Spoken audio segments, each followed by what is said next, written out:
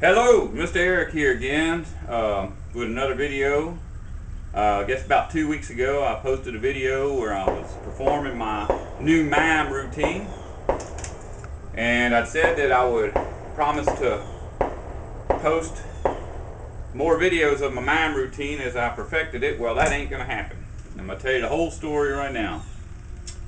I got up enough courage to go down and do my mime routine during cruising the coast. I figured that'd be the perfect opportunity because there's so many people around. Well, I got myself a little box for the money. I even wrote money on the front of it, and I put that on the ground. And man, my heart was a beating. I was sweating, shaking, because a lot of people think of me as being just some kind of courageous superhero, but it ain't really true. I get scared of performing in front of a crowd. Well, anyways, I decided I wasn't going to start with my, the wall. I was going to start with my rope routine because I was saving the wall for when that was going to be the climax, because that's a pretty good one. But anyway, I started doing my rope routine, and it wasn't but about 30 seconds into it, because they got police everywhere. I seen these police standing around, but I figured I was all right because I wasn't drinking or anything. But anyways, a policeman walks over to me and says, "What are you doing, boy?" This is Mississippi and everything, but I thought they had a rule about calling somebody boy, but I went on the internet and looked it up, man. As long as you're white, it's okay. They can call you boy if you're white. So anyways, I says, "I'm doing my job, officer." "Well, what exactly is your job?" I said, "I'm a mime." He said, "Well, you have a license to be a mime inside the city of Gulfport?" I says, I didn't know what to say. So he's like, "If I catch you out here doing your mime routine without a license again, you're going to jail." Well, it's cruising the coast, and that's my favorite time of the year, favorite holiday, and I didn't want to miss it. But just a short distance to the courthouse, so I said, "Well, I'm going to go on over there and get me a mime license." So I got over there and I got in line, and if you ain't been to the coast for a while, it's a little bit different now. It used to be like 2 or 3 hour lines, but I think they done generated some revenue by filing a bunch of claims with FEMA, so they had enough people there to handle everybody. I got in there, line was like 15 seconds, and I was at the desk. And the woman that I had to see had that look on her face like she'd been there 20 years. She done figured out that her career is worthless, and she's worthless. And now that she's got that figured out, she's going to convince everybody that comes there that their life is worthless too. But I already knew when I went in there that that's what it was going to be like, so I was ready. "Can I help you, sir?"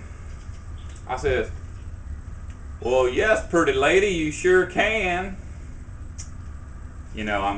I know how to talk to women, and I could tell she ain't heard that in a while. Close as I can estimate, about 200 pounds ago. I says, "I need me a mime license." So she says, "I ain't never seen no 6.5 foot mime before." So it's already started. I already been courthouse before. I knew it was coming. They can't discriminate against you because you're too tall. I knew that. I didn't have to look that up on the internet. But I said, "Well, you're looking at one now." Said, "Have you ever worked before?" "Yes, ma'am, I sure have." And I wasn't lying, because I had been down at Hancock Bank. It was about 30 seconds or so before the police stopped me. So she says, "That'll be $25. $25? I'm thinking I'm going to work as a mime about 2 hours a day, make about $10 an hour. So I've already thrown away more than my whole first day if I get this license. But I figured it's an investment. I can count it on my taxes. Well, no, I guess I can't count on the taxes because I wasn't going to count the income on my taxes. So, yeah, there wasn't no benefit to that at all. But I went ahead and paid $25 and got my license. She says, "Where are you going to be working?" Well, I already knew, this is going to be my first customer, this old lady here. So I says, I'm gonna be down in front of Hancock Bank Building. If you'd like, come on down and see. So, anyways, I got out there and I started doing my routine again. This time I had my license. So I started doing my routine, and here come another policeman. Different one, but it's right same location. It says, and this one didn't say boy. He said, "What are you doing?" I said, "Well, I'm doing my job, officer." And I was about, 30 seconds into my routine again. He says, "Well, can I see your license?" I said, "Yes, sir, sure can." So I pulled it out and I showed it to him, and it said right on there, Mime license. So he says, "Well, did I just hear you talking during your routine?" I said, "Well, yeah, a lot of mimes, they wear that fruity little costume that's their edge. That's what gets people to stop and look at them, but I ain't gonna wear no fruity costume, so my edge is I'm a mime that talks." So the policeman says, "A mime don't talk." I'm totally don't know what in the world's going on, because I'm like, "Well, I'm a mime, I talk." The cop says, "Sir, I'm gonna have to ask you to show me a license for whatever it is you're doing." I said, "Well, that is what I'm doing. I'm a mime." He says, "No, sir. I just got called by a lady at the courthouse, and she told me she didn't think this." So, this is where this is going. I'm getting upset already, but I'm gonna go ahead and finish the story. But anyways, I says, "Well, officer, I don't, whatever I need to do to make this legal, that's what I want to do." So, "Well, you need to go down to the courthouse and change this mime license into a street performer license." So anyway, I go back and I looked around to make sure that woman wasn't there, because I just didn't want to face her. I watched and timed it, and as soon as she got a customer, I run up there and got in line and got a different woman. I said, "Yeah, I got a mime license and I need to change it to a street performer license." So the lady says, "Oh yeah, I can help you. $25 please." I said, No, I just paid for this one. We just go ahead and trade them out." "Well, I'm sorry, sir, but there ain't no way we can do that."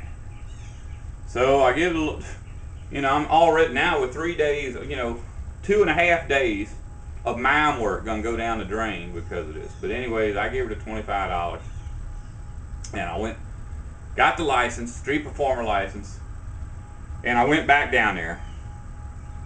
And I worked for about an hour, and I did not get a penny. Not a single person, come and give me a penny for my mime routine. So I thought, well, this just maybe ain't the right location. So I knew they was going to have Cruising the Coast over in Bay St. Louis the next day. So I took my license with me the next day to Bay St. Louis. And I put my box down right there in Old Town Bay St. Louis. I started doing my mime routine, Of course, it ain't a mime routine because mime can't talk. And I had my license with me, street performer license. So I started doing my thing, do mime routine. Well, whatever it is. And a police officer comes up to me and he says, "Sir, do you have a license to do mime?" Oh my God, I brought my street performance license and I found a cop that actually understood what I was doing. So, well, anyways, that was the end of my mime career. That's all I got to say about that.